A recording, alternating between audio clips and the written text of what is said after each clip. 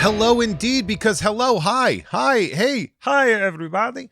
Hey, it's me, it's Jeff May. Why am I so bad at starting a podcast?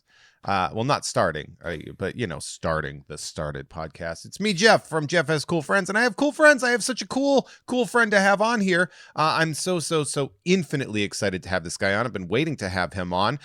You might know him from Nerd Poker, Cortex RPG. He is a stand-up, a writer. You may have seen him on At Midnight or the Pete Holmes Show, or as the former senior editor at Mad Magazine. Is that right? That's all right. Oh, these are all my credits. Those are all things that you did that I looked up.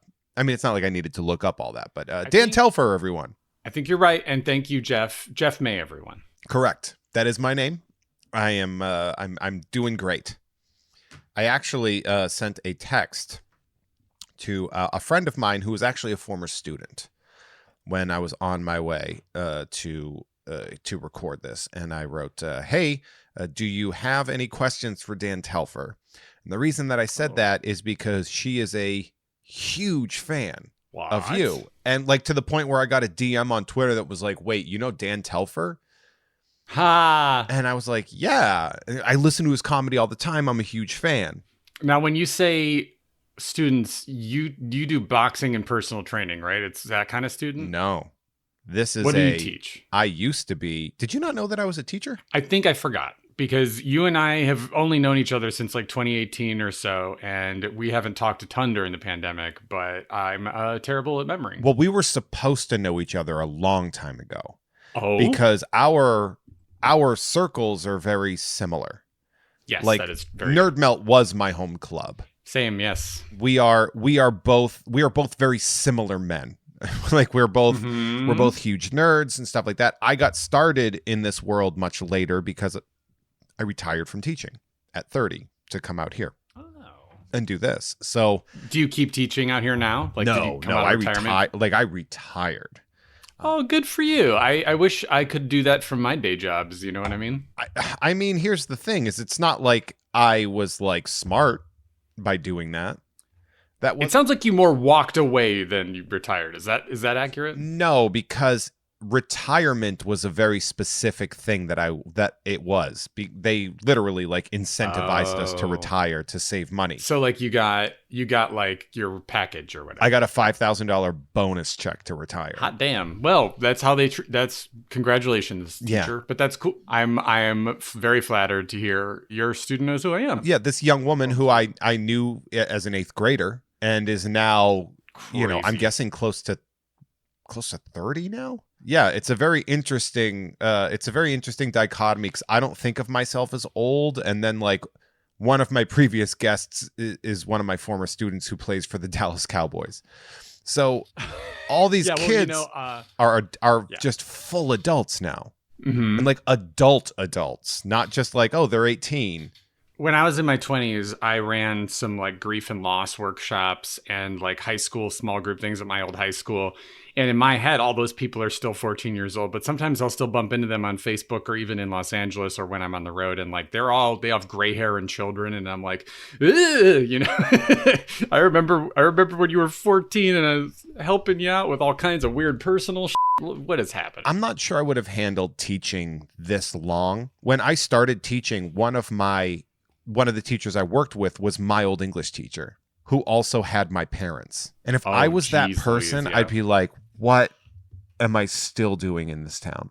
I remember seeing like my 7th grade teacher retired like during the pandemic. I was like, I thought you were 90 years old when I was in 7th.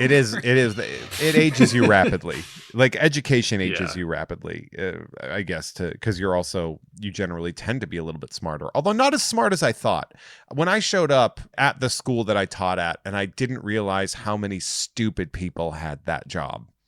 And it kind of was jarring to me. You don't realize how many people in that job are just one chapter ahead of you when you're a kid learning. Yeah. I'm lucky. I had some good teachers, but also from like, so preschool-ish to like 4th grade, I was in a Catholic school in Joliet, Illinois, which you could guess how that could have some flaws. And then I went into basically like this very redneck suburb for 5th grade through 8th grade, where it was I had a couple of smart teachers, but most of them were very questionable, and it got better after that. But there was like definitely young years. I was precariously educated. Yeah, I was a disruption in class as a student. I was massively impulsive. I was riddled with ADHD, and that's not a surprise. And a lot of people, when they became teachers, they became teachers for like this teacher motivated me and I want to be like this teacher, which sure, but I'm incredibly competitive. So the reason that I kind of went into teaching is because of all the bad teachers. Right. Yeah, I know. Like I still technically teach comedy for Second City, and I've taught that for like going on 14 years, and I don't do it because it's the best thing to do. I do it because I don't want someone else to do it. Like it's like kind of like I don't hate it. I don't dislike it. I do love it, but also I'm like, oh, I'd rather be just performing than like telling people how to do it. You know, it's just that, like, I remember when I first got offered the gig, I was like, right now there's this weird workshop in Las Vegas where a couple of comedians who shall not be named were like running this pyramid scheme where you pay them a few $1,000s and then like you get paid $20 to open for them in Vegas. And I was just like, this is such a scam. What if we just did an open mic and then gave each other like positive feedback and didn't try to write each other's jokes? We just were like, oh, what if you went more in this direction? And that's all I do, right? But like, yeah, I would rather just be doing stand-up, but guess what pays more, you know? It is wild how little... Shockingly teaching.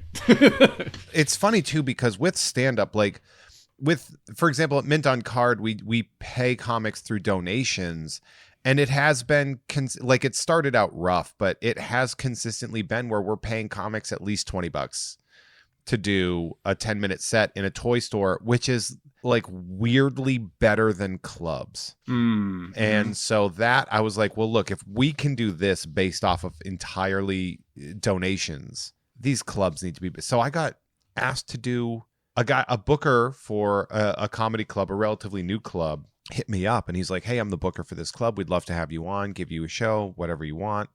And I was like, what's the rate? And they were like, ooh, yeah, we're not like paying right now. And I was like, great. Well, I'm too old and too good to work for free to make you money.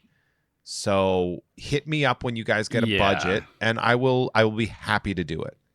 The whole industry is so right now, but like it wasn't in a good place beforehand. I think the thing that's going to be hardest to bounce back from. Do you know Amber Preston? You must know Amber. Of course, I love Amber Preston. She's a delight. I saw her a couple days ago. We just briefly talked about it, but basically all the assholes took over during the pandemic. Like all the people who thought vaccines were fake and the virus was fake never stopped doing comedy, took over all the rooms while all the other venues that were smart got shut down. And now, like, if you want to go do a spot, you have to get it from some 21-year-old who thinks that people with weakened immune systems need to die off. And it's like, oh, or okay. someone who didn't care. It's not even that people thought it was a fake. It's just that they were like, you got to rise and grind. Right, or like, and that's somehow worse to me. Well, there's a couple of clubs that I really would love to work, but like I did see them on Facebook just yelling at comedians because comedians were saying, can you please shut down? And they were like, I'm not shutting down for this. You know, I need to make a living. And meanwhile, like everyone was getting sick at their club. Every comedian who went there would pass out on stage, go home and get tested positive. And it was like, okay, well, you're not a bad person, but that is terrifying. And I watched it happen. I feel like I have a weird experience associated with you now. Like, honestly, the thing about clubs and why I've been pulling myself further away, like I've kind of leaned into the fact that I'm never going to be that mainstream comic. And I don't even know what that is anymore. But these club comics that they're like, well, I got to get my sets in at the Improv and then I got to go to the Laugh Factory. No, and all that. And it's like, here's the thing. Yeah. They know about the rapists and it's in the news. Yep.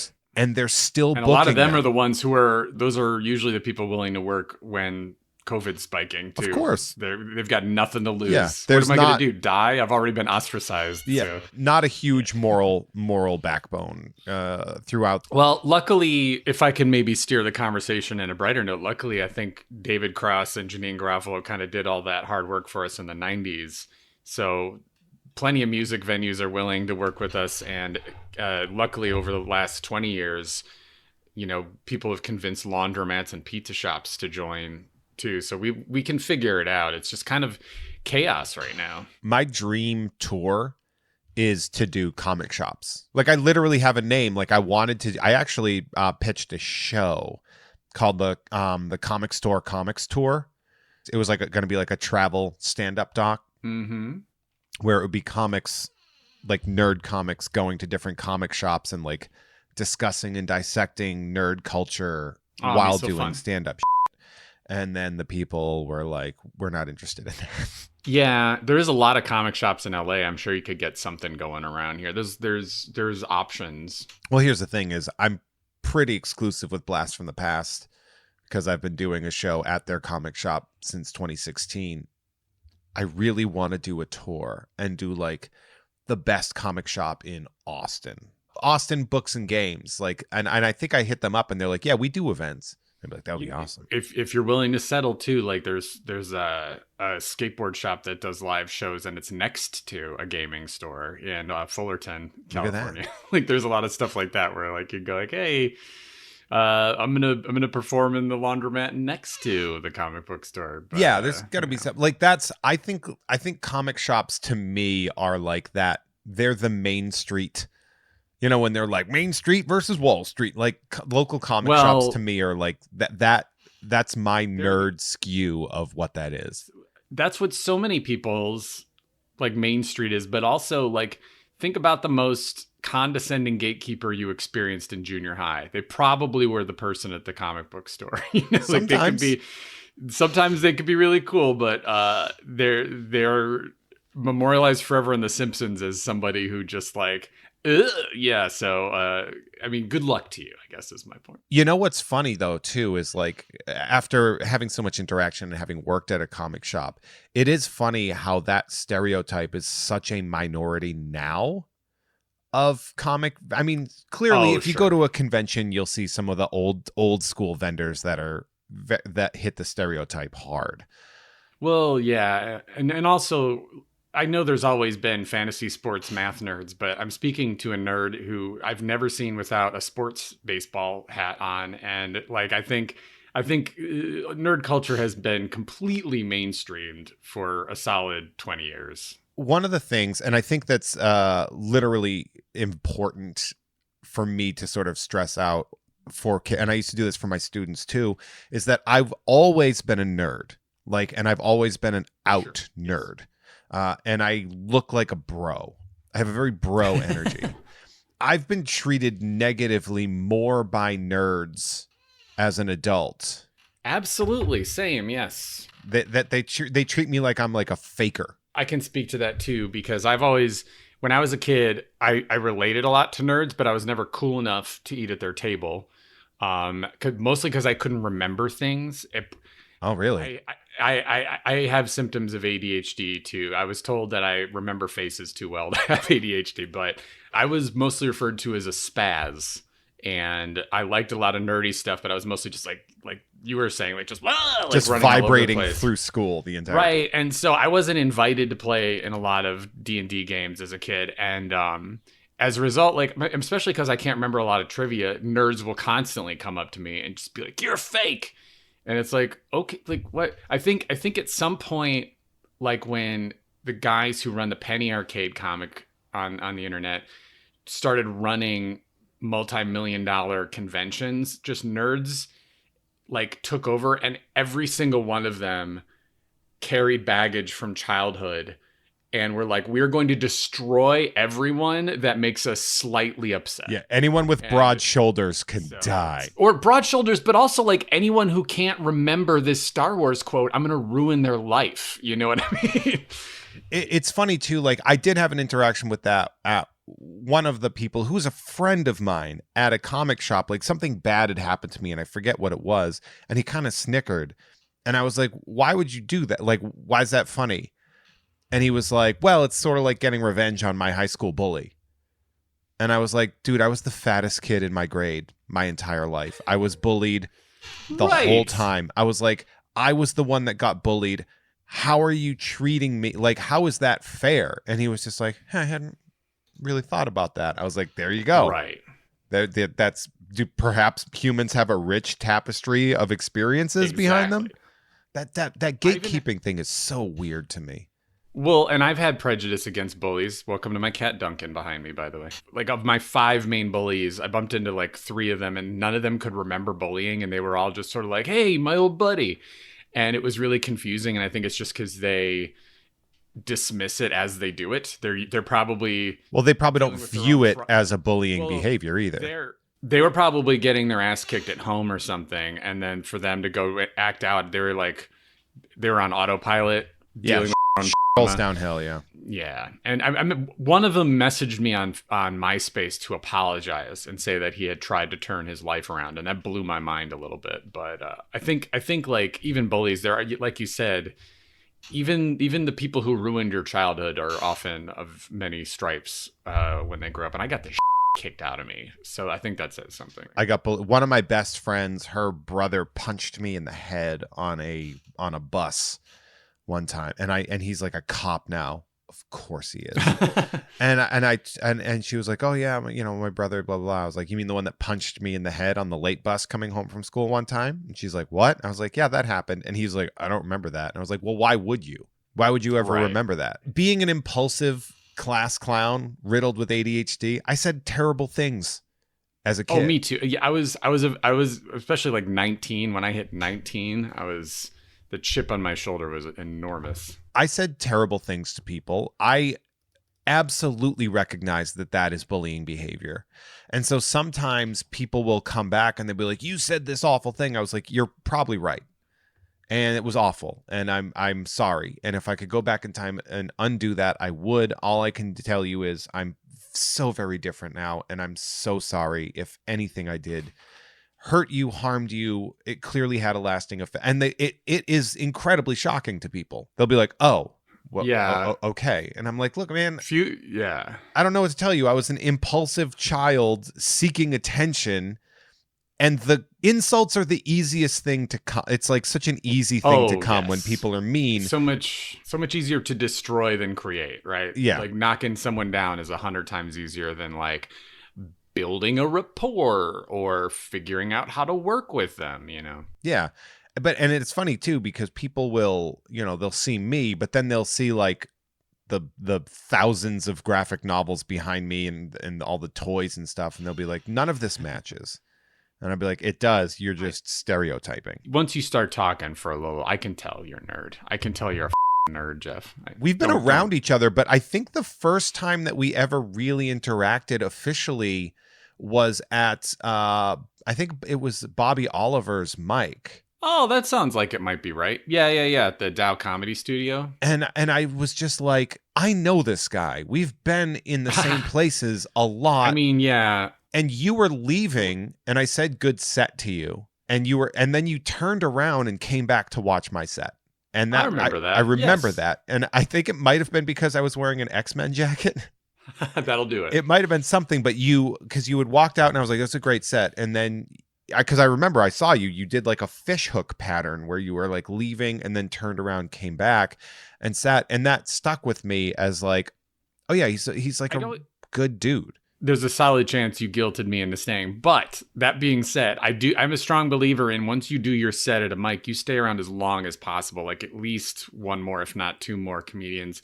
And if you have any time in your schedule of the whole thing, because I think that is more watching other people that you may not even think are funny, but with the spirit of I hope they succeed, does more, I think, for your writing and performing brain than driving across town to repeat the same words at another open mic. Yeah, and to see how it works in a crowd in a pizza shop. The thing that a lot of people try to do, especially in New York, and I just think those jokes are not as funny as they think they are. I think that creates a very formulaic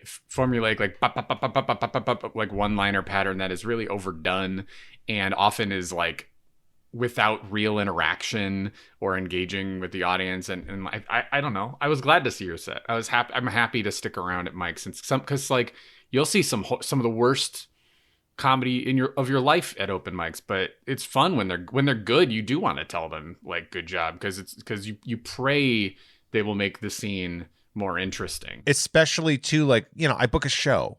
So sometimes it makes it so much easier if you know new comedians. I don't want to chase names because names don't sell seats. Yeah, exactly. They just don't in LA. Like our best comedians that'll sell out rooms in any other city, you can put them as your headliner on any show in LA and you might get an 8-person bump or something like that. It's just headliners. Yeah, it's not the same here. I want to give opportunities to incredibly talented people that you might not have ever heard of. And that's one of those things. You know who does the watching thing too, which always stuck with me? Bill Burr. I did a show and Bill Burr was watching. And he's one of those ethical comics that I don't think is watching for other people's material.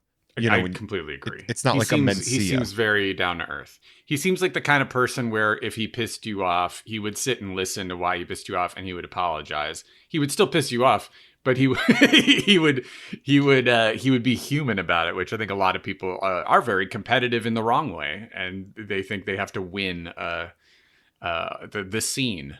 It is such a weird form of competition, and I get that way sometimes too, where I'll see people getting buzz that are also incredibly petty and consistently talk about like how great they are and how better they are than so-and-so. And I'm always like, what are you doing?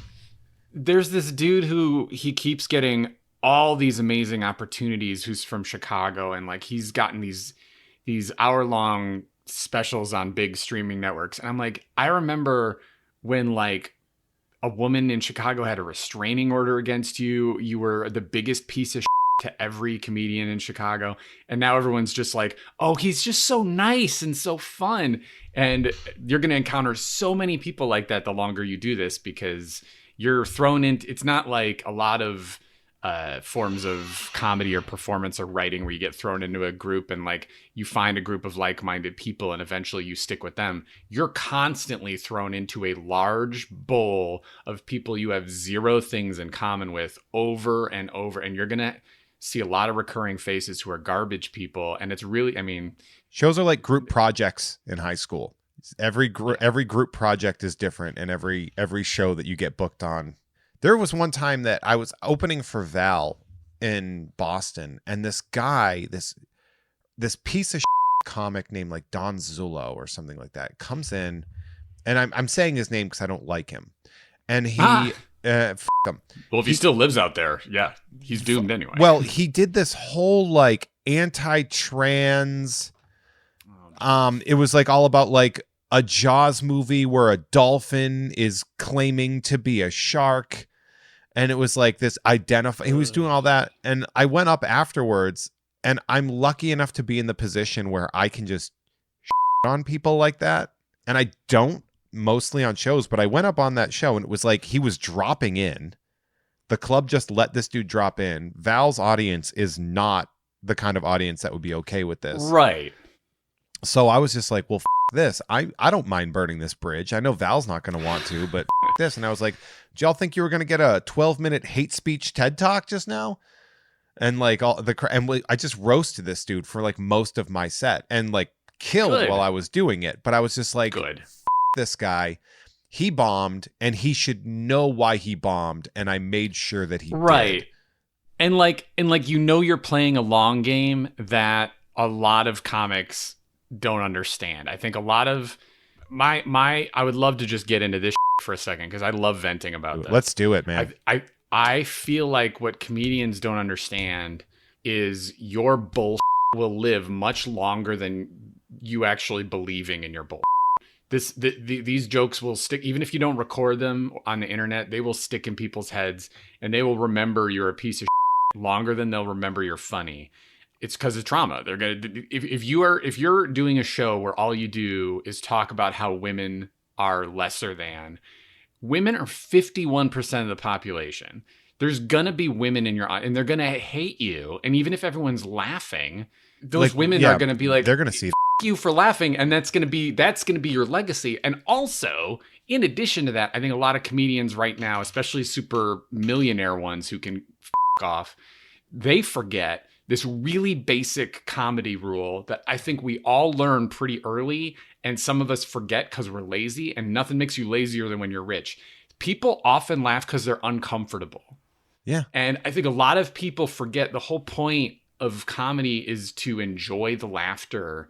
But a lot of people are laughing because they're like, haha, someone here, I'm better than that person. And like that makes them uncomfortable, but then they revel in that discomfort and they become a audience member as well. Sometimes they're just like, but it's jokes, and they'll dismiss it. So they don't become a bad person, but they did revel in discomfort. And that, like, why are we doing this if not for the joy laughter? For the like, I love to make people happy. I love taking shots at people in comedy. I love dark humor about death, destruction, and horror. But at the same time, if it is ruining the life of someone who is already being othered, all you're doing is getting laughs from people who are like, I can't believe this is happening. Which is like, I laugh the same way when I'm about to get on a roller coaster and I know vertigo is going to kick in and I'm going to have a miserable time. So like, it doesn't, some of these millionaire people just forgot how to write a joke.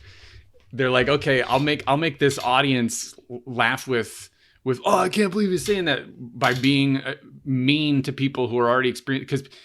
And also there's this whole thing of people think just because someone has a platform that they didn't used to, that they're being condescending. Yeah. Right. Like, I think that's why everyone keeps going after trans people, which is what you said that made me think of this. Is I think people confuse the fact with trans people finally have a platform to defend themselves with their talking down to everybody, as in they're high status and need to be taken down a peg.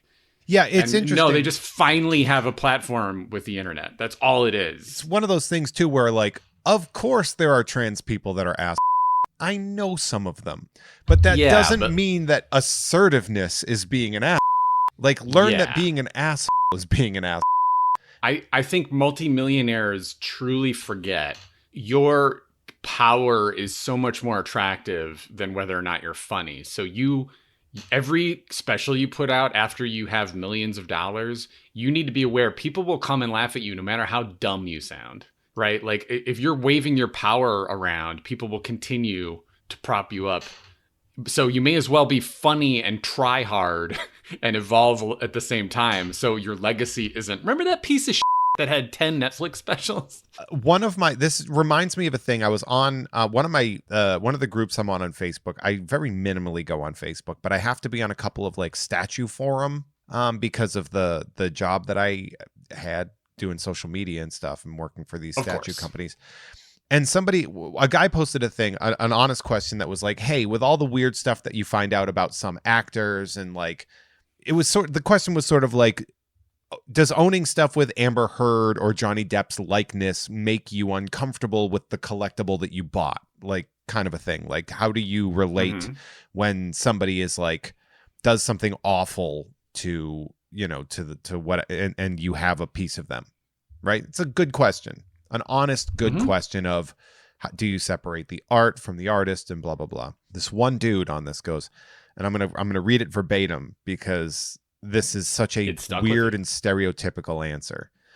I'm having a one-of-a-kind, life-size Bill Cosby statue made. I loved the Cosby Show. Wife's not thrilled about it, but that's her problem. To which I replied, it tends to be women's problems when it comes to rapists. But hey, at least you have a huge statue of a rapist that your wife hates. Because like that kind of an idea of like, but it's, it's everybody else's problem, I'm still going to do my thing. Is that really right? Is that? And in comedy, we see that a lot too. I try to pick fewer fights with individuals because I just don't have the stamina. I feel like there's too many. They'll catch me off guard when I'm trying to go on Facebook for compliments, and then it'll ruin my day. Like I've tweeted about all the pieces of in comedy, and it's funny. Like I'll tweet and then think, yeah, them, I got them. A few people read my you, and I changed their mind. And then like a week later, like I said something about Louis C.K. because I know 3 of the women that he cornered and tried to ruin the careers of. And the next week, my tweet was a headline on Breitbart. And I had people like finding my private email address and sending death threats and stuff. And just because I call him a piece of I don't like calling these people out either. And it's because like I would rather work. But at the same time, how else do we clean up? Bill Cosby, if you have fond memories of his albums and you can separate the art from the artist, I don't have time to talk you down from that. All I can tell you is as soon as I realized that was credible, I threw all his albums in the trash. And I grew up on my mom played his cassettes in the car when we drove to Disney World from Chicago. But I don't see how you can't throw a Johnny Depp statue in the trash. You know, like it's such a weird argument to me. I get it being a good argument or a good conversation, but for me, it's like, yeah, but what it's kind of like what you're saying, right? Like, okay, like let's pretend this planter I have on my desk that's a Tyrannosaurus and has some succulents in it. Let's pretend this was Jack Sparrow or something. I don't want to look up at my oh, look, that guy who beat up his wife. Yeah, you know, and also like I'm getting a little exhausted by that being in the news. It sounds like 2 pieces of shit being shit to each other. Right, I've been very interested in that everybody's following it, and I'm like, why are you people really following this? I think taking sides in that means you don't have enough of your own stuff to focus on. I don't know what's going on, but a lot of men that are probably not allowed to see their kids on the weekend are very, very happy that it seems like Amber Heard is sort of her defense or accusations are like spiraling. I'm not following this. I know what people are sharing, and I'm seeing a lot of the men that I went to school with saying awful things about Amber Heard, and I don't know what the story is. I kind of don't want to. This seems like something that is private between 2 people that needs to be addressed. It seems like they were both just nightmares to each other, and I don't get how villainizing one person when like, did you ever see the movie Nothing But Trouble? The one with Dan Aykroyd? Yeah, I think it's Dan Aykroyd and maybe John Candy, but at one point Demi Moore's 2 of them. Yeah, well, who's it? Let me look up real quick. It's Demi Moore, Chevy Chase, John Candy. So like at one point 2 of the leads are playing secondary characters. I'm pretty sure it's Dan Aykroyd and one of the other leads, and they're in these really over the top, disgusting fat suits, and they're just having like they're these baby adults who are like babies who are like they're like chained in a junkyard or something, and they're in like a mud pit and they're just slapping each other, and the whole point is to just watch these grotesque things. It's not funny, really. It has aged terribly. It's very grotesque, and I feel like that's basically what this trial is. It's like, look at this grotesque watch a grotesque match in the mud. Yeah, what do you gain? I mean, sure, either of those sides can sound like somebody who ruined your life or made life very hard for you or traumatized you. That doesn't mean the other person is a hero. Right. Right. So we're gonna make a little pivot in a second, but the first thing I do want to say is that you know that I have cool friends, and you are one of them. I also have cool producers, and if you go to patreon.com/JeffMay and you want to subscribe, thank you. If you're listening to this for free, thank you for your ears. If you're listening to this for money, thank you way more for your ears. I appreciate that. And if you want to go in a slightly higher tier, you can be a producer, and then I can read your name off. How exciting is that? So I would love to give a following shout out, and then we can talk about these if you want, or we can just plow through them. Oh, what if we could riff on them and be funnier than I was for the last 10 minutes? That would a benefit. I mean, we'll hold off and talk about your cancer if you want to get funny. No, I'm perfectly healthy. I'm 6 years cancer free. Just as a public service. I'm so happy about that. And you got a thick head of hair too, which that's awesome. I have amazing hair. You do. I would love to shout out producer Norm from Cheers. He also finds all the swears and sends them to me on there. Yeah, Norm from the actual Norm from Cheers. The actual Norm. Yes. I forgot he was real. Yeah, it's weird. He's also an animatronic puppet at the Cheers airport or something. I don't know. What? There was a lawsuit. In Boston? There was a lawsuit that there was like a Cheers in an airport with animatronic Norm and Cliffs, and they got sued by George Wendt and next time John you go to Ratzenberger. O'Hare, have you seen the Blues Brothers gold statues in O'Hare Airport? That's like courtesy of the House of Blues and Dan Aykroyd and Jim Belushi, and that should be illegal, and they did that on purpose. I hate that movie so much. I really do. My dad was in it. I liked it when I was a kid. I don't know how well it's aged. I'm glad. It's Chicago. I have a lot of people that are just like, this is the greatest movie, and I'm like, how? How is this? Movie? I'll tell you how. Carrie Fisher with a machine gun. I mean, that's fair, but that would take a lot. Didn't she have a machine gun in The Burbs? No, that was not her. Shout out to Burrito Mouth, Dan Hackroyd. Oh, damn! Look at that. Shout out to, as long as we're bringing back Pepsi Blue, let's bring back the Bigfoot pizza from Pizza Hut. Yes. Yeah, you're not wrong. Although I do say that more pizza from Pizza Hut is not something that I'm gonna support. They haven't aged well. They used to be my favorite pizza because you could get a pizza salad bar where you pay like $10 and have unlimited pizza that was just laid out on a table like a salad bar. But like they've changed their recipe a bunch of times. They're pretty trashy right now. Little Caesars is my lead pizza. My lead pizza is Domino's. But they're run by Trump people. Are they? Yeah. Their 2009 rebound was so strong. I really supported that. But, Little Caesars. I mean, I guess it's hard to find any company that's not owned by somebody who at the top is a Trump person, I think. I think Little Caesars is run by I want to say they're run by pro-union Detroit people. Yes. So Little Caesars are like the good guys of mass pizza production. I do know that. It's just unfortunately Little Caesars, but it is under a heat lamp. Yeah, it is cafeteria pizza. But I do like all the good they've done. Everybody check out the 1994 comedy Twin Sitters, the 90th movie ever made. The Itty Bitty Millie Committee pity the fool. Kelly says, get your booster, you gaslighting dip turds. Oh. Shout out to the guy who played JJ in Berry Gordy's The Last Dragon. Oh, huge fan. Shout out to my co-producer from Mint on Card, Lisa Harden. Shout out to Jessica Robertson, Silius Ruby, the Digital Phil, the ghost of Dave Thomas. He's alive. Yeah, who knows? The ghost is alive, theory. The Great Radvertising Scam, a Jeff May joint. It's not a scam. The show's coming. I got COVID. I went on a game show. It got delayed. I'm so sorry. It's coming. Don't worry. In the time since he changed his name on this document, Jezbutt had a kid, got a new job, and got COVID. He probably doesn't have at least one of those things by now. Kimball, the casual Frankenstein. Shout out to the Target Loss Prevention Officer currently hunting Jeff. That is a reference to the fact that I shoplift M&Ms every time I go to Target. What? Yeah. How old are you? You shoplift M&Ms? Yeah. It's just like a tax that I charge them for giving them my business. Just one pack of peanut M&Ms. That's it. All right. I could afford it if it's not like I couldn't not afford the M&Ms. It's just, I do it. Fair.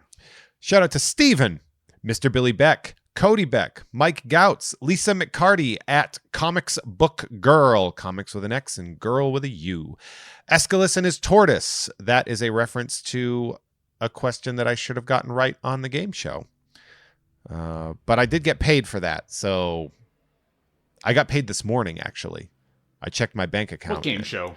I was on bullshit on Netflix. Oh, sweet. And I woke up this morning. That. I woke up this morning and checked my bank account, and it increased by a lot. Oh, really? Not like union minimum? Like I thought they paid people? I was a contestant, and I won some money. Yeah. I can't wait to see you on there. You'll see me lose because they edited out my winning run, but I still got paid. Cool. When we're done, text me how much you won, and I'll congratulate you. Oh, I'll say it on here. I won $250,000. Oh my God. Yeah. But that's better than what they win on this circle. So after taxes, I'll walk away with probably like 123. Wow. Oh my God, Jeff. I've never had that much money. Neither have I. And I won't for much longer because I have to buy a car and then I have to get a bunch of back taxes taken care of. So it's... Wait till the APRs go down again. Yeah. Well, yeah. I mean, I'm going to buy a car in cash. Like I'm not gonna pay an extra $8,000 for a car so I don't have to pay it off when I have the money to pay it off. That's fair.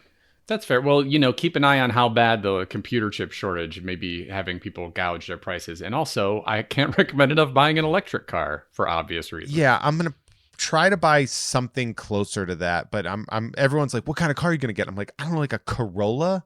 Like I'm not the kind of person. Oh, get like a Prius Prime or something, man. We're in end times. Get some shit you can plug in. Yeah, I understand that, but I know Priuses have been getting their stolen all the time. So all their... You know what? I'll tell it. Well, right. My girlfriend had her catalytic converter stolen in 2020, but she has an old Prius. The new ones have a cage around the catalytic converter. Oh, you can't steal them. Hell yeah. But yeah, so I got that. That's it's fun. It's fun that happened. It's nice to see that amount in my bank account. I really wish they had taken taxes out before they paid me. Fantastic, though. Good job. Shout out to Dr. DNA. Thor. Creature feature. The scene in Meet Joe Black where Brad Pitt dies. I'm never going to have a history podcast, you little so stop asking. Mackenzie, Sisyphus may be happy, but he's into CrossFit, so him, chill. Instagram and Twitter's at Bob_of_skull. Bring back Pepsi Blue, which is a reference to the as long as we're bringing back Pepsi Blue, let's bring the Bigfoot back. It sounds like that's a running theme. People, because this is an editable document. All my producers have a link to go and change their names, so sometimes they react to each other's names.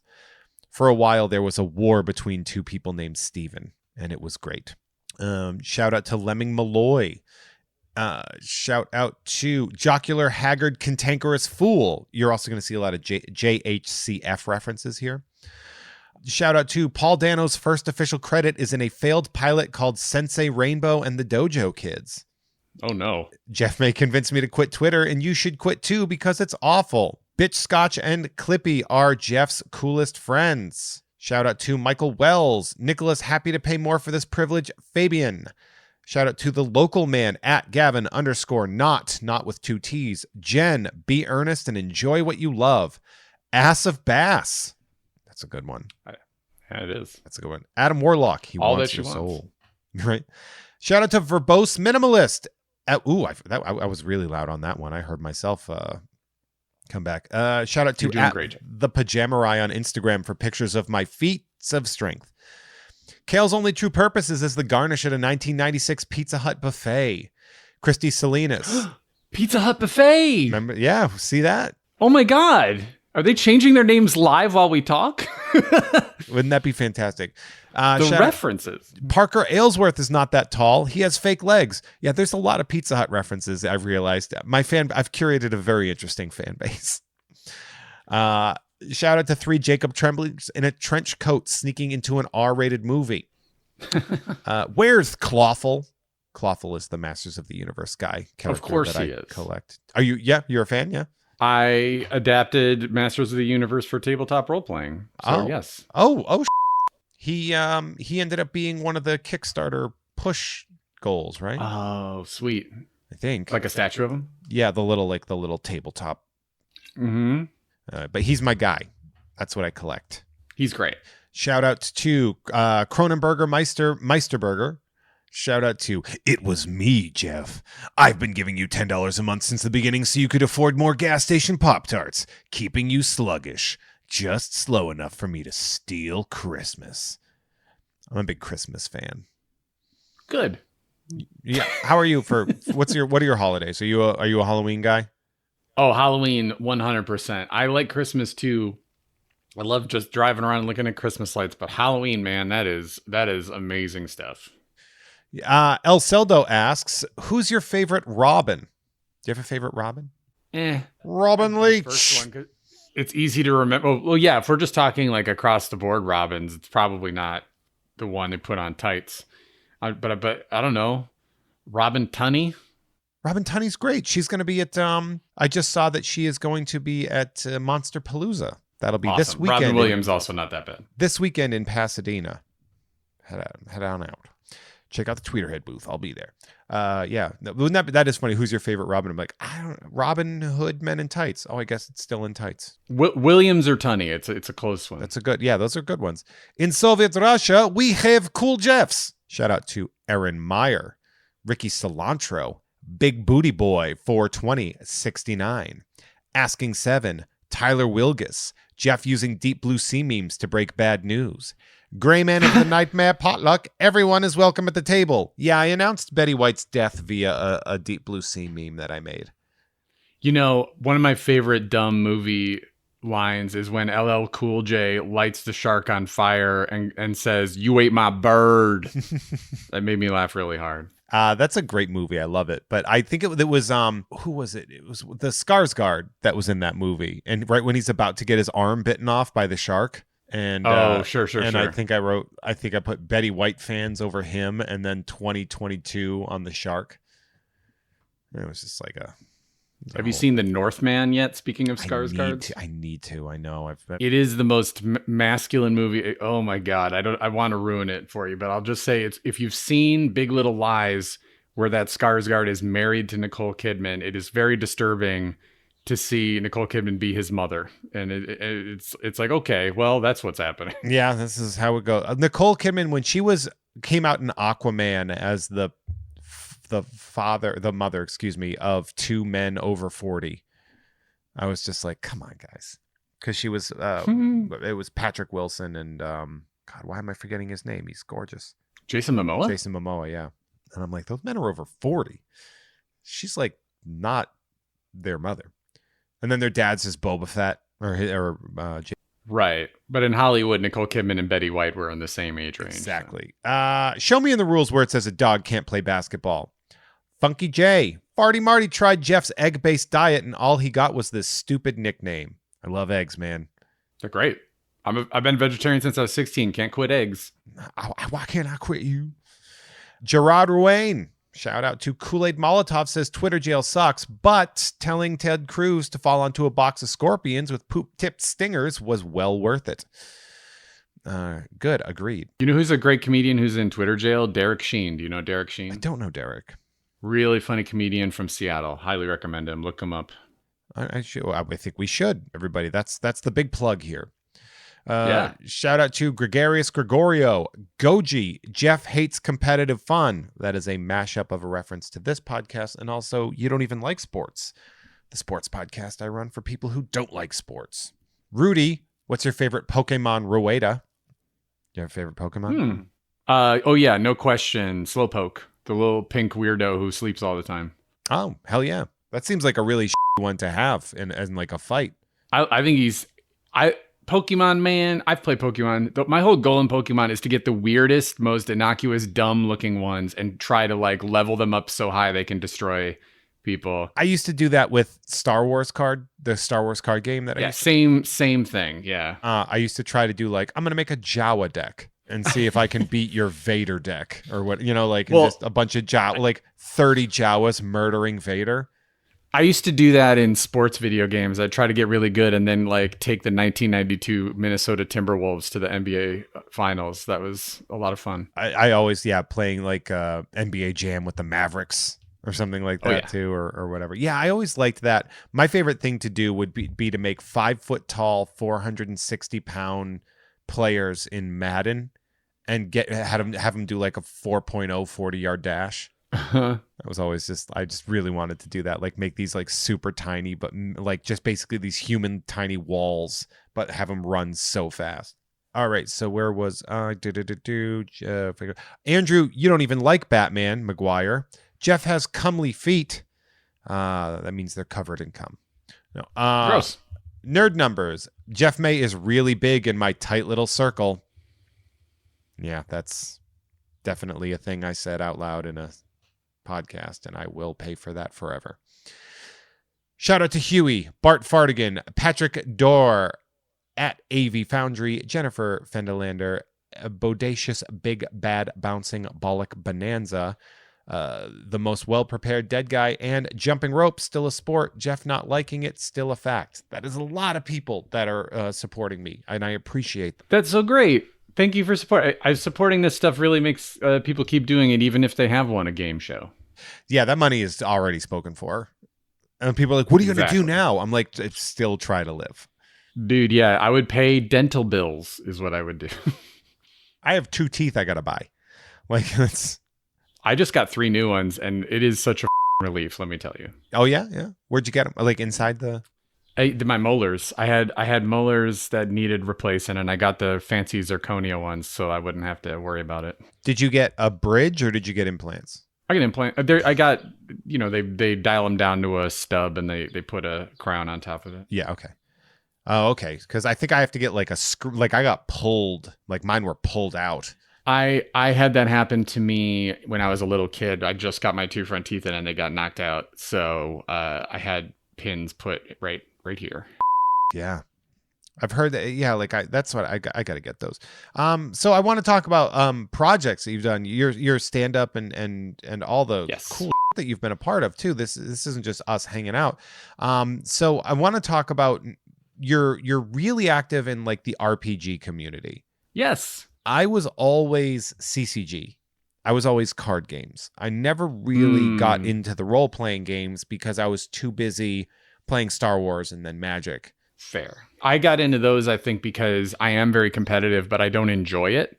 So when I play card games, I lose a lot and I become miserable. So I stopped. Like I played Werewolf the Rage in high school, and I figured out, oh, I'm so bad at this, I'm not even going to bother learning Magic the Gathering. And sure enough, like I've played Hearthstone and I absolutely stink at it. Like I never found an in, but with tabletop, if I just got to make a bunch of up in advance and then improvise around the gaps, that's like what my brain is made for. Yeah. So I've been doing mostly dungeon mastering, but that is so fun. I do freelance dungeon mastering. I do it for my podcast.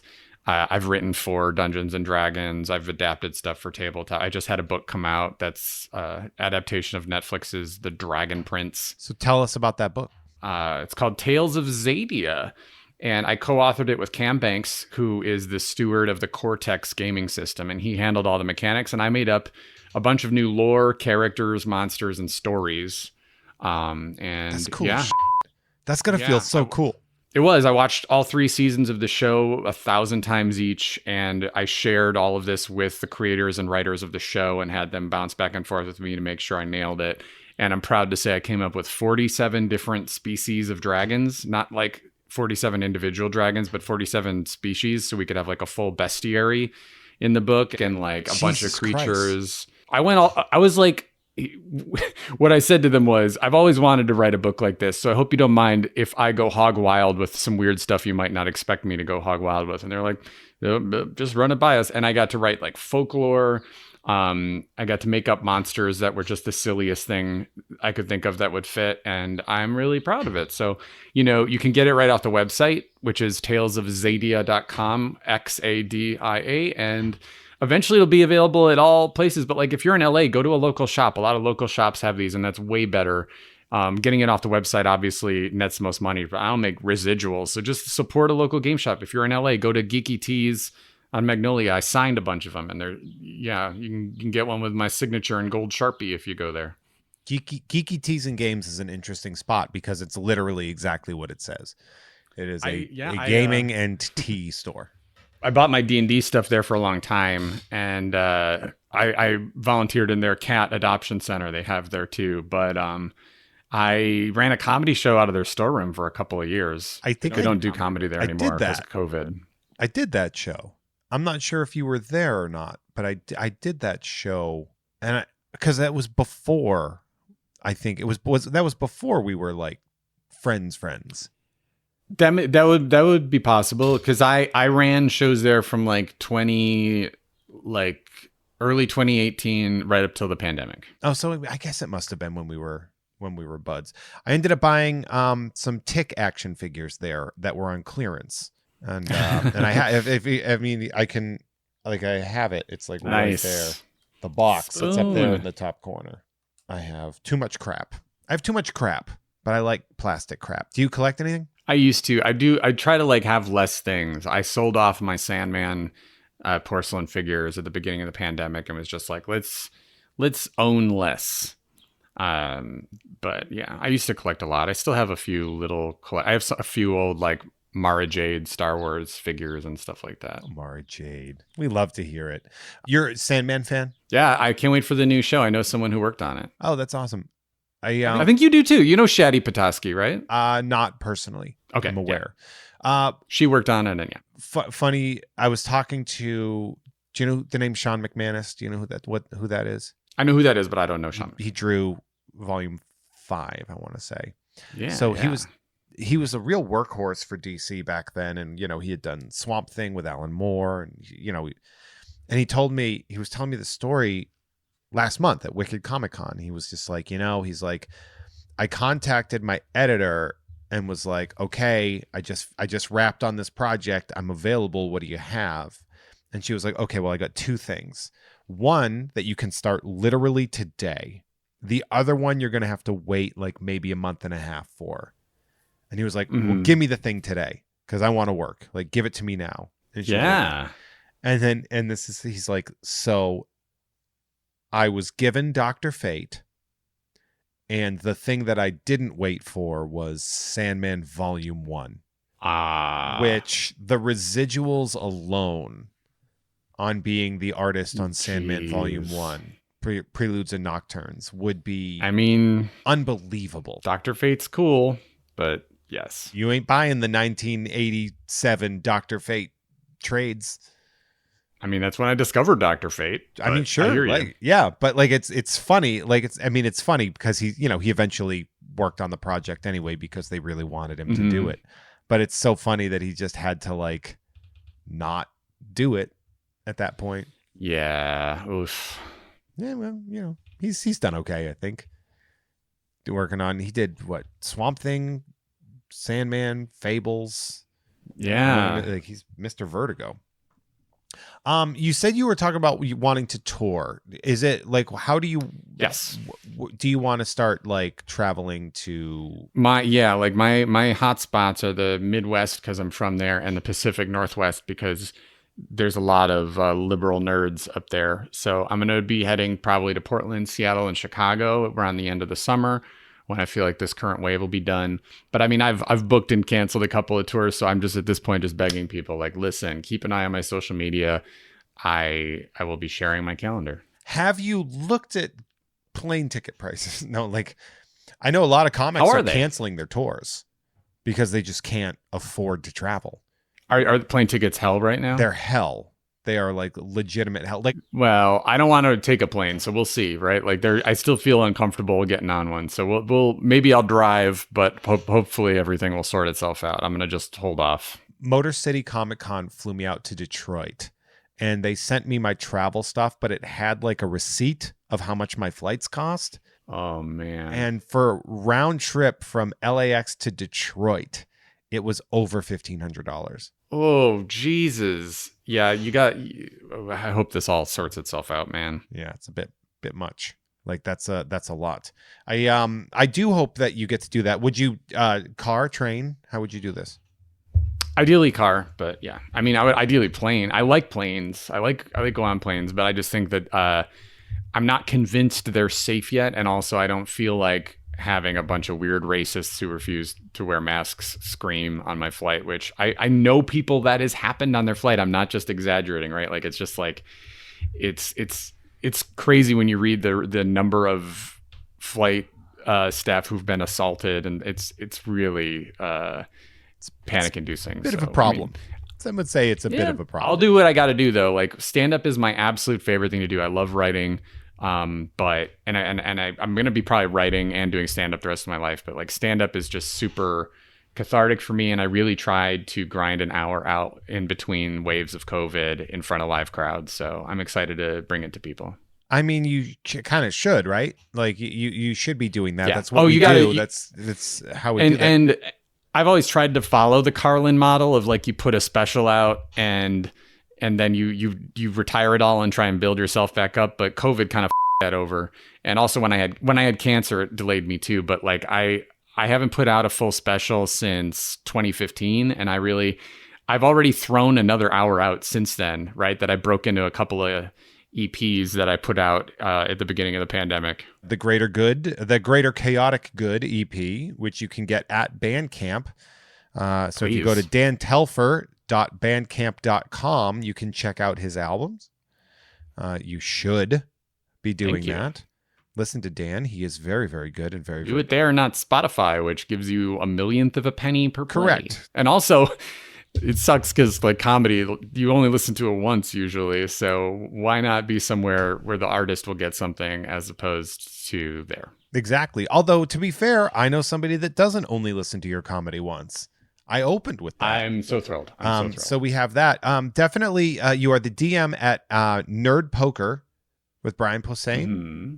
Is that the? That is correct. And so you can follow them at Nerd Poker Pod as well, and then patreon.com/nerdpoker. You're gonna want to check that out. You are what was I gonna say? Blah. The Cortex RPG stuff. You're the narrative lead for that. So definitely everyone check that out and follow Dan Telfer at Dan Telfer on social media.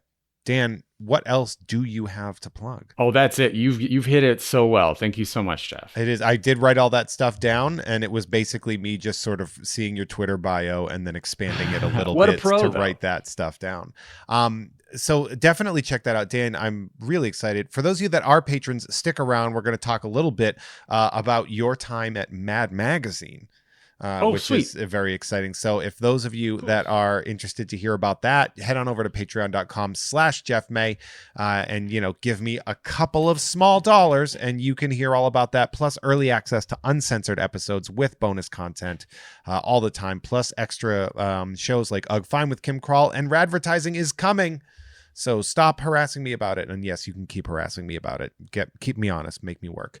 If you want to hear more from me, you can check out Unpops, the Unpops Network, where you can hear me on Unpopular Opinion, as well as You Don't Even Like Sports, which, as I said, is a sports podcast for people that hate sports. You can also check out Tom and Jeff Watch Batman on the Gamefully Unemployed Network. So we got that going for us, too. Dan, thank you so much for your time. My pleasure, sir. You are a pleasure. And thank you all for listening. And for you patrons, I'll see you in 6 seconds? Okay, bye. Bye.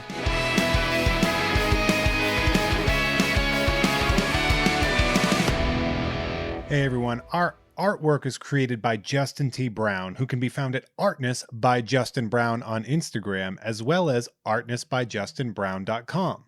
That dope music you heard is by Troy Nababon, available at Troy Nababon on Instagram, as well as at troynababon.com. Nababon is spelled Nababan, and boy, does that